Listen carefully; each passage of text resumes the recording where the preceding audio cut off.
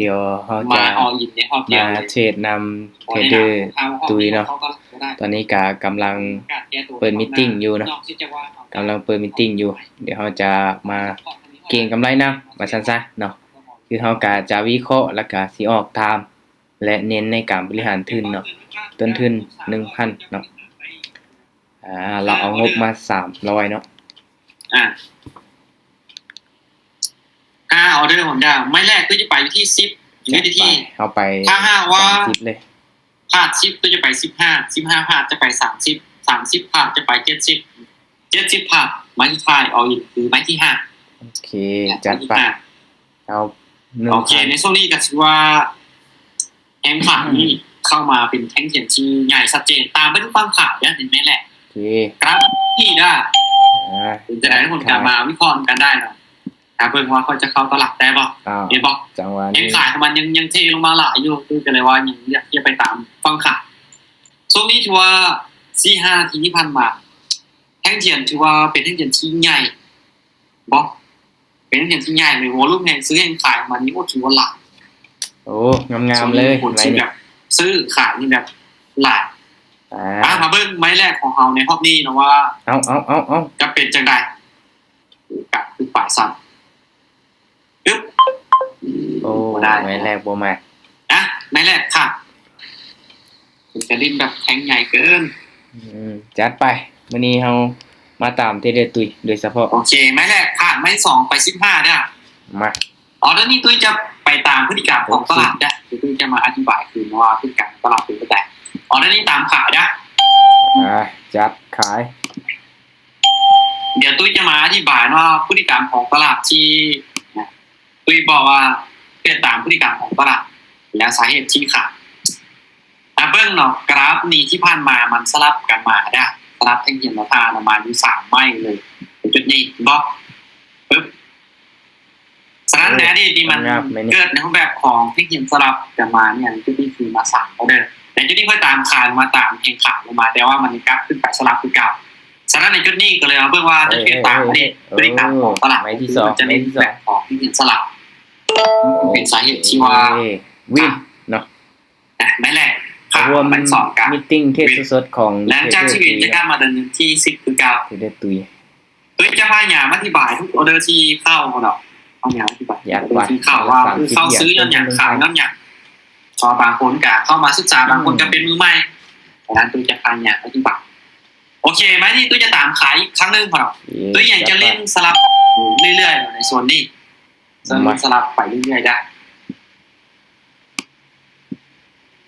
บนลายนะมาเบิ่งในอดีตที่ผ่านมานี่ 4-5 นาทีที่เอาเทรดมานี่ซึ่งสังเกตมาเนาะการซึ่งมันสลับซึ่งเป็นส่วนหลักการตามมันไปก่อนตามพฤติกรรมของตลาดไปก่อนงามขายที่โอเควิเคราะห์ตรงเนาะหรือว่า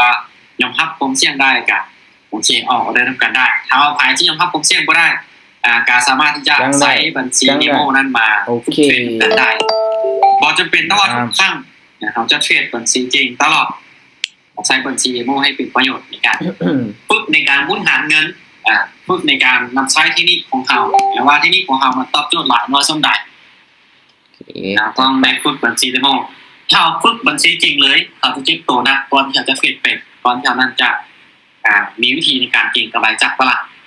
มาที่ตามซื้อทนได้จัดไปซื้อยังแดงไว้ยุ่งกันหน่อยคิดว่าจะขึ้นไปเขียวดีได้นะมาดิถ้ามันลิ้นซ่าก็ดีโอกาสสูงเลยล่ะที่จะกลับขึ้นไปเข้าตามเทคนิคแล้วเข้าตามเทคนิคเข้ากับวิเคราะห์ตรงอยู่ส่วนนี้กลับมาเบิ่งกันโอ้จังได้สวิงแฮงว่าจังได้ออเดอร์นี้งามๆบ่งามๆเลยโอเคสวยบอกชัวร์ช่วงนี้มันยังเล่นในช่วงที่มันสลับมาเรื่อยๆเลยพอเริ่มจะจับจุดประมาณกำไร84แล้วออเดอร์มาไม่แลกขาดตัวเป็นอย่างอันนี้ซิมเบิ่งซื่อๆนะว่ากราฟมันจะสลับบอก3ไม่ติดแล้วหลังจากสลับกันมาไม่อาจจะ5ไม่ติดมึงดูไม่ถ้าเป็นแดงนี่ตามที่ฟังซื้อได้โอเคซื้อได้ ให้เขียนรอท่าให้เขียน ซื้อ วิเคราะห์เพื่อออกเรื่องนี้เป็นสีแดงก็จะตามซื้อไป เอาไป เทรดตามที่เขียนสลับพฤติกรรมของตลาดณปัจจุบันนี่ โอเค เดี๋ยวมาเบิ่งเนาะพ่อเนาะมันสลับกันมา1 2 3 4 5 6ไม้ที่7จะมาบ่ไม้ที่7จะสลับกันมาบ่ โอ้แต่ว่าติดด้วยนี่โอ้ ตุ้ยมาเริ่มออกออเดอร์กันมาเริ่มออกในออเดอร์นี้ โอ้ ออเดอร์นี้ก็ชื่อว่าค่ะคือสิ่งตลาดไปว่ามันจะสลับบ่ไม่ว่ามันจะสลับหลังจากที่รู้ว่ากราฟมันเริ่มจะสลับแกมาเทรดในช่วงนี้กันสลับมาเรื่อยๆโอเคเว้นไป โอ้เลยตี เว้นไปแล้วพ่อเนาะ สุดยอดเลยสุดยอด อย่าไปต่อเด้อ อาจจะห้าไม่ติดอาจจะห้าไม่ติดพอจะห้าไม่ติดมึงดู โอเคกราฟในจุดนี้ถ้าเป็นแท่งเขียวอยู่ตามพฤติกรรมขัดทุกคนได้ขัดเลย ไป ในการสลับฝั่งพ่อเนาะ มา เบิ่งว่ามันจะ เทลงมาลายแท้ ในโซนนี้มันจะ เล่ เล่ น น จ แบ ง บ ไส้ไว้ยาวแล้ว พ อั ฤ น ติ ต กรรม ราย แบบนี้ไปหลายน้อย อัน สำ ต หรับ รายจงไส้ไว้ยาว พฤติกรรมแบบนี้ไปหลายน้อยสำหรับมาลุ้นไม้นี่ ได้บอไม่ติดบอ เบิ่งในช่วงท้ายเขาเนาะจะลงได้เขาเนาะ ลงได้ เข้า ล มาง แล้ว ได้ลงได้ลงได้ งามๆแล้วล่ะจังหวะนี้โอ้โอ้บ่ได้สาว โอเคโมยัง โอ้เกือบ เดี๋ยวไปกันต่อได้ผักไม้ที่5บล็อกได้มา4ไม้ผักไม้ที่5บ่ไปยัง ปั๊มเงินได้60เหรียญ เป็น ถึงน้อยเดือนน้อยเป็นขึ้นหลายเดือนหลาย ให้ตัวนี้เป็นแดงปุ๊บซื้อเลยได้โอเค ตามเทคนิคเลยเอา ในกรณีนี้ว่า ตรงกับเทคนิคได้เนาะกับเบิ่งแปลงพร้อมนะ หลายไม้ ตรงกับเทคนิคครับออกจาก อันนี้ที่ผ่านมาเนี่ยหลายออเดอร์ติดกันและมันมาเปลี่ยนแปลงพฤติกรรมในแห่งตัวนี้แห่งอย่างฉะนั้นตัวเองเลือกที่จะตามสลับมันไปคือเก่าเนาะแต่มาเบิ่งว่ามันจะกลับขึ้นไปสลับคือที่ผ่านมาบ่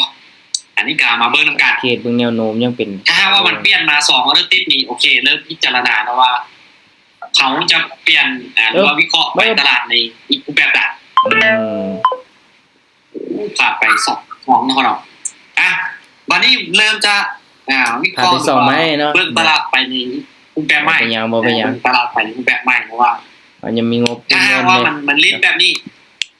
ก็คือมันจะไปตามแห่งซื้อ จะไปที่100ซาว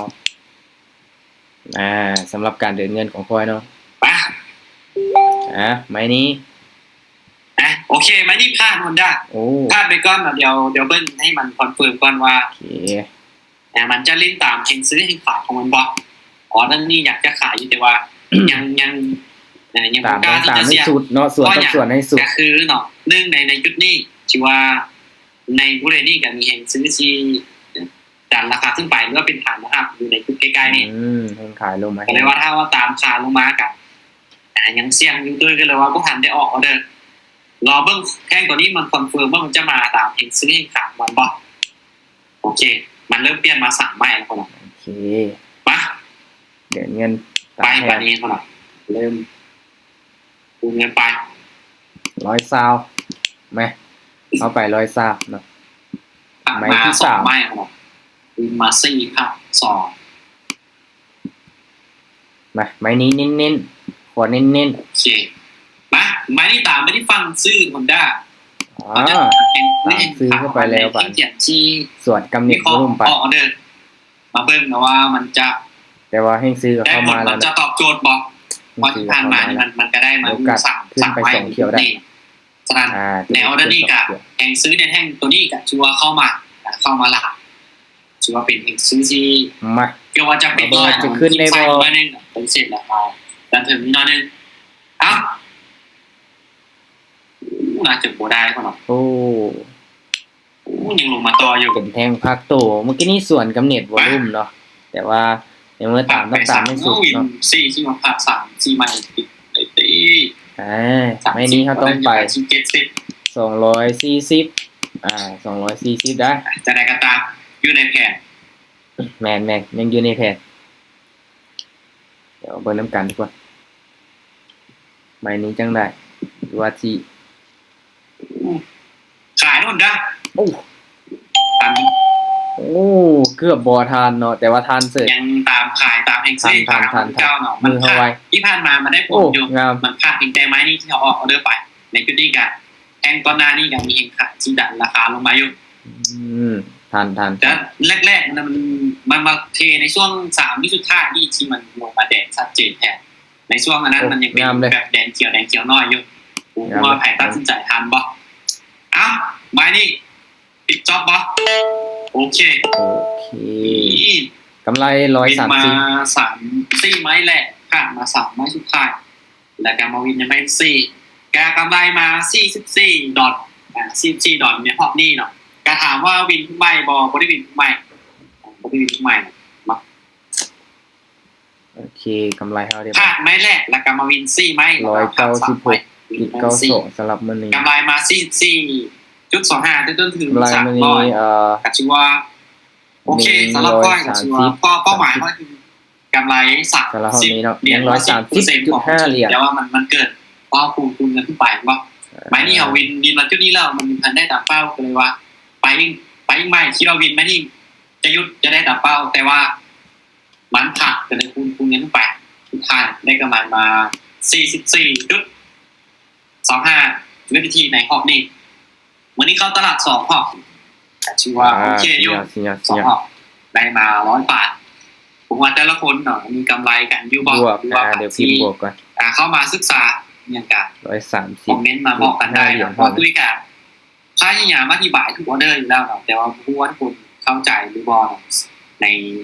สาเหตุที่ว่าค่อยซื้อค่อยขายอย่าง 130.5 เหรียญขอบใจหลายๆอธิบายจากนาบวก130เนาะนะโอเคเข้ามาวิเคราะห์นำกันเข้ามาช่วยนำกันสำหรับมื้อนี้ก็จะประมาณนี้ก่อนเนาะสำหรับในการเทรดของค่อยได้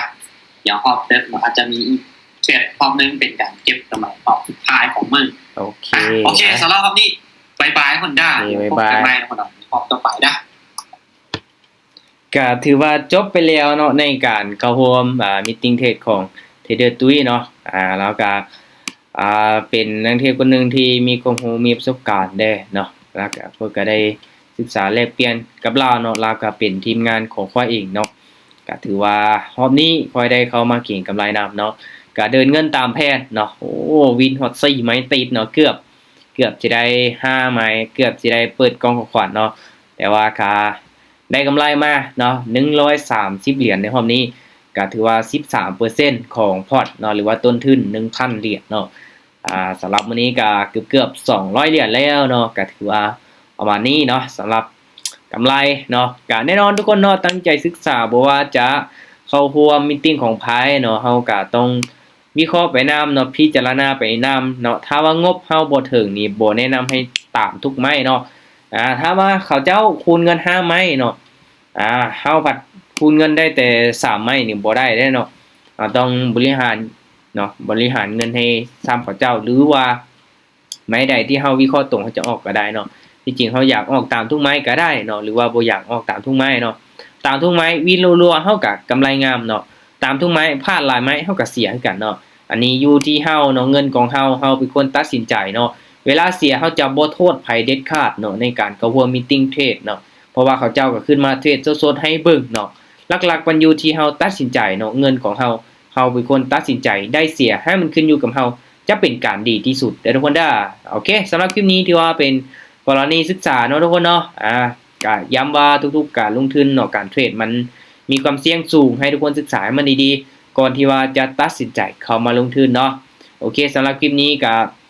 ขอบใจที่ทุกคนได้รับชมเนาะสำหรับคนที่ว่าเป็นมือใหม่หรือคนที่สนใจอยากศึกษาอยากเรียนรู้เนาะอยู่ในกลุ่มอยู่ในทีมอยากเข้าร่วมมีตติ้งในการเทรดสดๆเนาะในการสอนก็สามารถที่จะติดต่อมาได้ทุกคนเนาะเดี๋ยวค่อยจะให้คำแนะนำเนาะเข้ามาร่วมศึกษาเรียนรู้นำกันเนาะพร้อมที่จะแชร์ความรู้เนาะแบ่งปันเทคนิคอย่างให้เนาะขอเพียงแต่ทุกคนมีความตั้งใจอยากศึกษาทางด้านนี้แท้ๆเนาะโอเคเอาย้ำว่าทุกๆการลงทุนมีความเสี่ยงเนาะคลิปนี้ก็บ่ได้เป็นการแนะนำหรือว่าสักส่วนแต่อย่างใดเนาะมาเป็นเพียงการแบ่งปันความรู้เนาะที่สดๆให้ทุกคนเบิ่งเนาะสำหรับคนที่สนใจเด้อโอเคบ๊ายบายเจอกันใหม่คลิปต่อไปทุกคน